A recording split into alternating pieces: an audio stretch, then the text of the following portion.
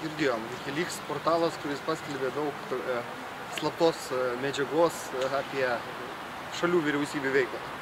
Na, girdėjau, kad tokia organizacija paviešino slaptus dokumentus, diplomatų susirašinėjimus, būtent JAV diplomatų tarpusavį, jų nuomonės apie kitas šalis, apie kitų šalių vadovus, na, ir jų santykius, asmeninis vertinimus ir taip toliau.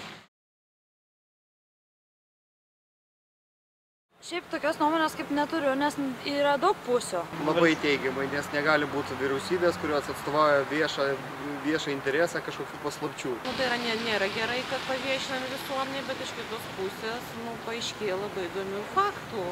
Jeigu nesugeba išsaugoti, reiškia, čia ne paslaptis. Labai gerai, kad paviešinami. Padarinių tai turi, jau visuomenė sužinojo, kaip iš tikrųjų veikia vyriausybių tie mechanizmai. JAV turbūt susirūpins savo diplomatų susirašinėjimo apsaugą. Nežinau, gali agresiją šiek tiek sukelti, neapykantą. Pirmą kartą girdžiu. Dėl prasidinę. Dar negirdėjau, bet manau, kad tokių organizacijų visą laiką periodiškai atsiras. Tai vienur, tai kitur čia, kaip sakoma, viską, kas slapta, visą, kad kažkada paaiškėja. Čia nelabai jinai turėtų kas slėpti. Jinai turėtų vis tiek viešinti tai. Tikrai taip.